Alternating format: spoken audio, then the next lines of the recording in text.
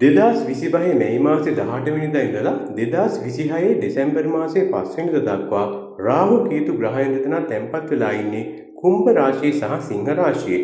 මේ වීඩියෝ එකෙන් බලමු මකර රාශියෙන් උපන් ඔයාට කොහොමද මේ රාහු කේතු තැන්පත් වීම බලපාන්නේ කියලා. මකර රාශියෙන් උපන් ඔබගේ දෙවෙනි භාවයේ රාහු ගමන් කරනවා මේ කාලේ. මේ රාහුගේ පැමිණීම ඔබගේ වචන වලට තරමක් හිතකර විදිහට බලපානවා.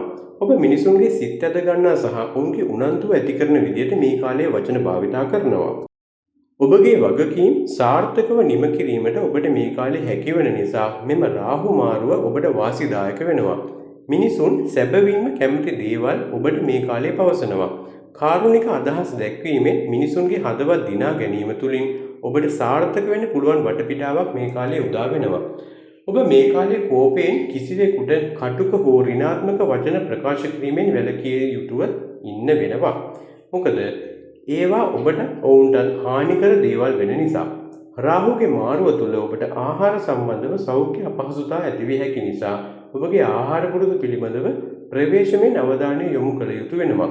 ධනය රැස් කිරීමත් අභියෝගාත්මක වෙන්න ඉඩක් තියෙනවා. ඒත් කාලය හා උත්සාහය එක්ක ඔබට සාර්ථක වෙන්න පුළුවන් වෙනවා. වසර ආරම්භයේදී අඟහරු ග්‍රහයා රාහුගේ අටවැන්නේ සිටින නිසා සෞඛ්‍ය තත්ත්වය ගැන සැලකීමත් විය යුතු වෙනවා.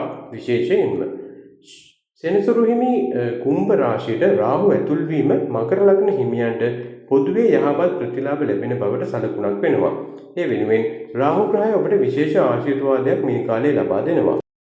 කාලෙක ඉඳලා නැවතී තිබිච්ච වැඩ කටයුතු ඉක්මනින්ම මේ කාලේ නිම වෙනවා. මූල්‍ය ගැටලු වලින් ඔබට සහනයක් ලැබෙනවා.